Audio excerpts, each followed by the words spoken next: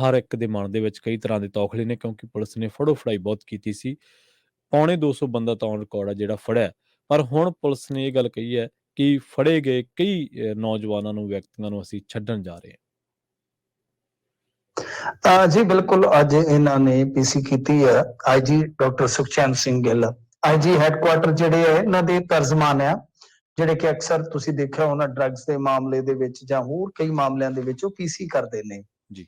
ਦਰਅਸਲ ਕੀ ਹੈ ਕਿ ਅੱਜ ਉਹਨਾਂ ਨੇ ਇੱਕ ਅਹਿਮ ਖੁਲਾਸਾ ਕੀਤਾ। ਵੈਸੇ ਉਸ ਤੋਂ ਪਹਿਲਾਂ ਹੀ ਮੀਡੀਆ 'ਚ ਉਹ ਗੱਲ ਜਿਹੜੀ ਆ ਉੱਡ ਚੁੱਕੀ ਸੀਗੀ ਕਿ ਅੰਮ੍ਰਿਤਪਾਲ ਸਿੰਘ ਦੀ ਲੋਕੇਸ਼ਨ ਜਿਹੜੀ ਟਰੇਸ ਕੀਤੀ ਗਈ ਆਖਰੀ ਵਾਰ, ਉਹ ਕੀਤੀ ਗਈ ਆ ਹਰਿਆਣੇ ਦੇ ਸ਼ਾਹਾਬਾਦ ਦੇ ਵਿੱਚ, ਜੀ, ਜਿਹੜਾ ਕਿ ਜਿੱਥੇ ਪਹਿਲਾਂ ਇਹਨਾਂ ਨੇ ਲਾਸਟ ਲੋਕੇਸ਼ਨ ਟਰੇਸ ਦਾ ਦਾਅਵਾ ਕੀਤਾ ਸੀ ਉਹਦੇ ਤੋਂ 186 ਕਿਲੋਮੀਟਰ ਦੂਰ ਹੈ।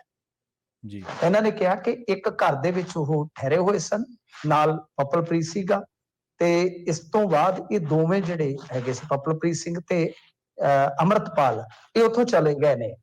ਉਕਤ ਔਰਤ ਜਿਸ ਦਾ ਨਾਮ ਬਲਜੀਤ ਕੌਰ ਹੈ, ਜੀ, ਜਿਸ ਦਾ ਭਰਾ ਐਸਡੀਐਮ ਦਾ ਰੀਡਰ ਹੈ, ਜੀ, ਉਹ ਇਹਨਾਂ ਨੇ ਫੜ ਲਈ। ਉਸ ਬਾਬਤ ਜਦੋਂ ਇਹ ਖੁਲਾਸੇ ਕਰ ਰਹੇ ਸਨ, ਵੈਸੇ ਮੈਂ ਜਿਵੇਂ ਤੁਹਾਨੂੰ ਦੱਸਿਆ ਕਿ ਸਾਡੇ ਇੱਥੇ ਮੀਡੀਆ ਦੇ ਵਿੱਚ ਉਹ ਖਬਰ ਜਿਹੜੀ ਹੈ ਉਹ ਲਗਭਗ 2-3 ਘੰਟੇ ਪਹਿਲਾਂ ਆ ਗਈ ਸੀ, ਨਸ਼ਰ ਹੋ ਚੁੱਕੀ ਸੀਗੀ। ਤਾਂ ਇਹ ਤੇ ਯਕੀਨਨ ਸੀਗਾ ਕਿ ਅਸਲ ਦੇ ਵਿੱਚ ਇਸੇ ਅਹਿਮ ਇੰਕਸ਼ਾਫ ਤੇ ਹੀ ਗੱਲ ਕੀਤੀ ਜਾਏਗੀ।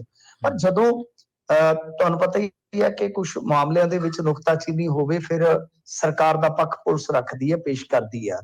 ਕਿਉਂਕਿ ਇੱਥੇ ਹੁਣ ਤੁਸੀਂ ਦੇਖੋ ਜਿਹੜੇ ਅਕਾਲ ਤਖਤ ਸਾਹਿਬ ਦੇ ਜਥੇਦਾਰ ਆ, ਉਹਨਾਂ ਨੇ ਵੀ ਇਕੱਤਰਤਾ ਸੱਦ ਲਈ। ਸੁਖਪਾਲ ਸਿੰਘ ਖਹਿਰਾ ਹੋਰਾਂ ਨੇ ਵੀ ਹਾਂ ਦਾ ਨਾਰਾ ਮਾਰਿਆ। ਚਲੋ ਸਾਡੇ ਵਰਗੇ ਵੀ ਜਿਹੜੇ ਤੁੱਛ ਇਨਸਾਨ ਨੇ ਉਹ ਵੀ ਕਹਿ ਰਹੇ ਆ ਕਿ ਬਈ ਆਟੇ ਨਾਲ ਘੁਣ ਨੂੰ ਨਾ ਪੀਸੋ, ਇਹ ਬਹੁਤ ਮਾੜੀ ਗੱਲ ਹੈ।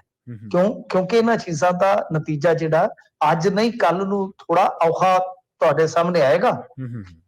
ਤਾਂ ਉਹ ਜਿਹੜੀ ਸੀਗੀ ਨਜਾਇਜ਼ ਬੰਦਿਆਂ ਦੀ ਫੜੋ ਫੜਾਈ, ਉਹ ਨਜਾਇਜ਼ ਬੰਦਿਆਂ ਦੀ ਫੜੋ ਫੜਾਈ ਜਿਹੜੀ ਸੀਗੀ ਉਹਦੇ ਤੇ ਇਹਨਾਂ ਨੇ ਪ੍ਰਤੀਕਰਮ ਦਿੱਤਾ ਹੈ ਕਿ ਵੇਖੋ ਠੀਕ ਹੈ ਕਿ ਅਸੀਂ ਬੰਦੇ ਫੜੇ ਨੇ, 200 ਤੋਂ ਵਧੇਰੇ ਬੰਦੇ ਫੜੇ ਆ, ਪਰ ਉਹਨਾਂ ਦੇ ਵਿੱਚ ਹੁਣ ਗ੍ਰਿਫਤਾਰੀ ਜਿਹੜੀ ਪਾਈ ਆ ਉਹ ਅਸੀਂ 30 ਕੁ ਬੰਦਿਆਂ ਦੀ ਪਾਈ ਆ।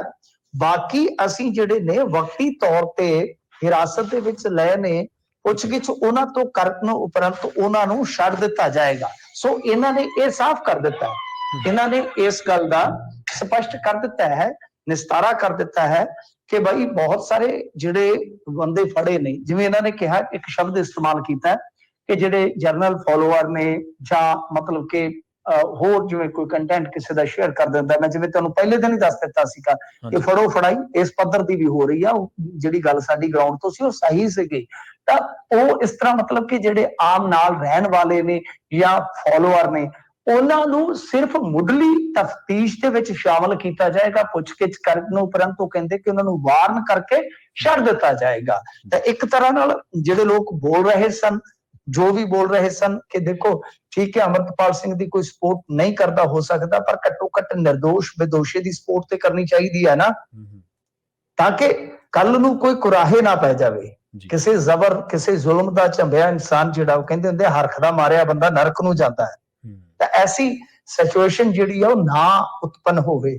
ਸੋ ਇਸ ਕਰਕੇ ਇਹਨਾਂ ਨੇ ਸਪਸ਼ਟ ਤੌਰ ਤੇ ਕਹਿ ਦਿੱਤਾ ਆ ਕਿ ਅਸੀਂ ਕਿਸੇ ਵੀ ਇਨੋਸੈਂਟ ਬੰਦੇ ਨੂੰ ਕਿਸੇ ਕੇਸ ਦੇ ਵਿੱਚ ਗ੍ਰਿਫਤਾਰ ਨਹੀਂ ਕਰਾਂਗੇ। ਹਾਲਾਂਕਿ ਪਹਿਲਾਂ ਇਹਨਾਂ ਨੇ ਗ੍ਰਿਫਤਾਰ ਸ਼ਬਦ ਹੀ ਇਸਤੇਮਾਲ ਕੀਤਾ ਸੀਗਾ ਕਿ ਡੇਲੀ ਰਿਪੋਰਟ ਦੇ ਵਿੱਚ ਆਖਿਆ ਅੱਜ ਇੰਨੇ ਫੜ ਲਏ ਨੇ, ਅੱਜ ਇੰਨੇ ਫੜ ਲੈਣੇ, ਪਰ ਅੱਜ ਇਹਨਾਂ ਨੇ ਪਹਿਲੀ ਵਾਰੀ ਕਿਹਾ ਕਿ ਅਸੀਂ ਉਹ ਬੰਦੇ ਛੱਡਣ ਜਾ ਰਹੇ ਹਾਂ। ਮਤਲਬ ਕਿ ਚੇਤਾਵਨੀ ਦੇਵਾਂਗੇ, ਉਸ ਤੋਂ ਬਾਅਦ ਅਸੀਂ ਉਹਨਾਂ ਨੂੰ ਰਿਹਾ ਕਰ ਦੇਵਾਂਗੇ, ਤੇ ਇਹ ਖੈਰ ਚੰਗੀ ਗੱਲ ਆ।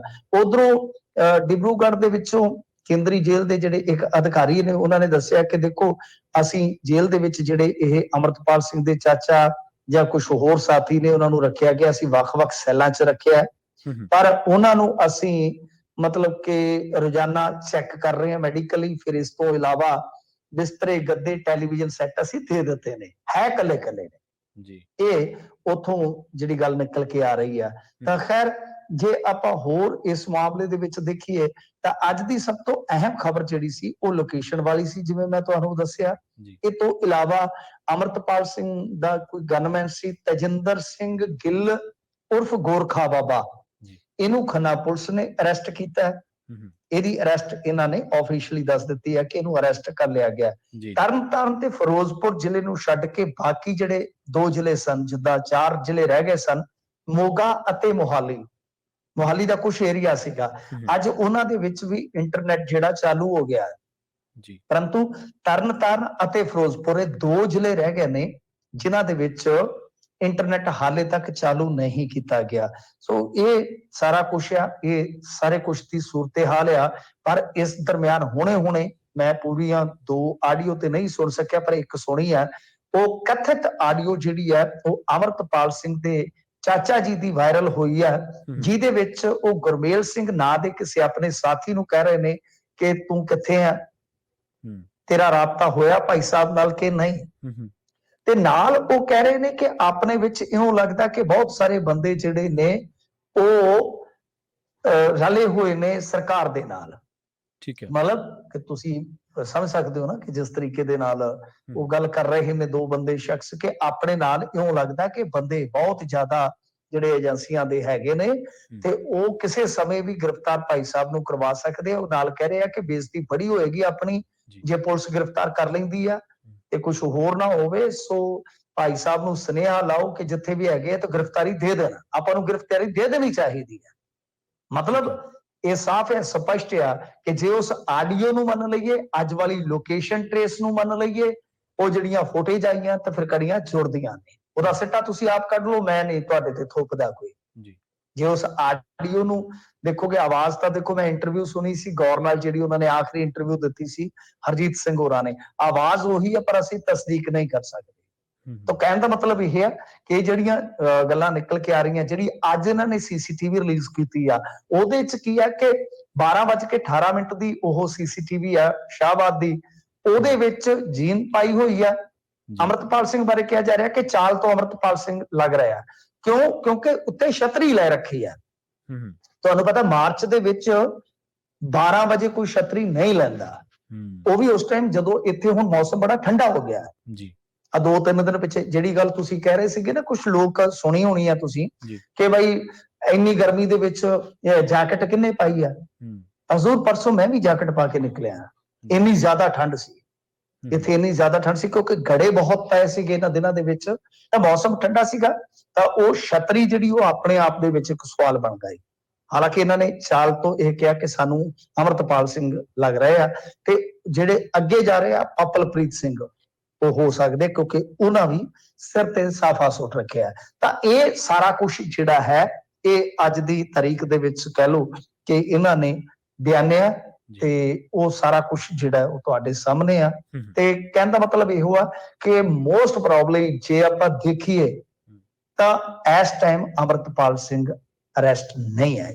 ਸੰਭਾਵਨਾ ਇਸ ਗੱਲ ਦੀ ਹੈ ਕਿਉਂਕਿ ਬਹੁਤ ਦਿਨ ਹੋ ਗਏ ਆ, ਜਿਵੇਂ ਆਡੀਓ, ਜਿਵੇਂ ਸਾਰਾ ਕੁਝ ਨਿਕਲ ਕੇ ਆ ਰਿਹਾ, ਇਸ ਤੋਂ ਤੇ ਹੁਣ ਤੱਕ ਇਹੀ ਲੱਗਦਾ ਕਿਉਂਕਿ ਜਿਹੜੀ ਔਰਤ ਦੇ ਕੋਲ ਇਹ ਰਹੇ ਨੇ, ਉਸ ਔਰਤ ਨੇ ਕਿਹਾ ਕਿ ਉਹਨਾਂ ਨੇ ਫੋਨ ਕੀਤੇ ਨੇ ਮੇਰੇ ਫੋਨ ਤੋਂ, ਜਿਸ ਘਰ 'ਚ ਰਹੇ ਨੇ, ਘਰ ਇਹਨਾਂ ਨੇ ਟ੍ਰੇਸ ਕੀਤਾ, ਸਾਰਾ ਕੁਝ ਦੱਸਿਆ, ਤੇ ਉਹਨੇ ਕਿਹਾ ਕਿ ਉਸ ਤੋਂ ਬਾਅਦ ਉਹ ਚਲੇ ਗਏ ਨੇ। ਹਾਲਾਂਕਿ ਇਹ ਦਾਅਵਾ ਕੀਤਾ ਗਿਆ ਕਿ ਮੀਡੀਆ ਵੱਲੋਂ, ਪੁਲਿਸ ਵੱਲੋਂ ਨਹੀਂ ਕਿਹਾ ਗਿਆ ਕਿ ਬਈ ਉੱਤਰਾਖੰਡ ਦੇ ਜਾਣ ਦੀ ਗੱਲ ਕਰ ਰਹੇ ਸਨ, ਪਰ ਇਹ ਤੁਹਾਨੂੰ ਪਤਾ ਕੋਈ ਪੁਖਤਾ ਗੱਲ ਨਹੀਂ ਹੁੰਦੀ। ਪਰ ਹੁਣੇ ਰੀਸੈਂਟਲੀ ਖਬਰ ਇਹ ਆ ਰਹੀ ਹੈ ਕਿ ਦਿੱਲੀ ਤੋਂ ਇੱਕ ਗ੍ਰਿਫਤਾਰੀ ਹੋਈ ਹੈ ਕਿਸੇ ਸ਼ਖਸ ਦੀ ਜੋ ਪੇਸ਼ੇਵਰ ਹੈ। ਤਾਂ ਹੁਣ ਉਹ ਜਦੋਂ ਤੱਕ ਡਿਟੇਲ ਨਹੀਂ ਆਏਗੀ ਇੰਤਜ਼ਾਰ ਕਰਾਂਗੇ ਆਪਾਂ, ਪਰ ਜਿੰਨੀਆਂ ਹੁਣ ਤੱਕ ਇਹ ਕੜੀਆਂ ਜੁੜੀਆਂ ਤਾਂ ਉਹਨਾਂ ਕੜੀਆਂ ਦਾ ਦਾਅਵਾ ਤੇ ਇਹੋ ਲੱਗਦਾ ਕਿ ਅਮਰਤਪਾਲ ਸਿੰਘ ਹਾਲ ਦੀ ਘੜੀ ਹਿਰਾਸਤ ਦੇ ਵਿੱਚ ਨਹੀਂ ਹੈ। ਪਰ ਦੂਸਰੀ ਥਿਊਰੀ ਹਾਲੇ ਵੀ ਕਮਜ਼ੋਰ ਜ਼ਰੂਰ ਪਈ ਹੈ, ਪਰ ਉਹ ਜਿਉਂ ਦੀ ਤਿਉਂ ਹੈਗੀ ਹੈ ਕਿ ਕੀ ਅਮਰਤਪਾਲ ਸਿੰਘ ਹਿਰਾਸਤ ਦੇ ਵਿੱਚ ਹੈ ਜਾਂ ਫਰਾਰ। ਤਾਂ ਉਹਦੇ 'ਚ ਇੱਕ ਇਹ ਵੀ ਐਂਗਲ ਹੈ ਕਿ ਨਹੀਂ ਉਹ ਹਿਰਾਸਤ ਦੇ ਵਿੱਚ। ਜੀ।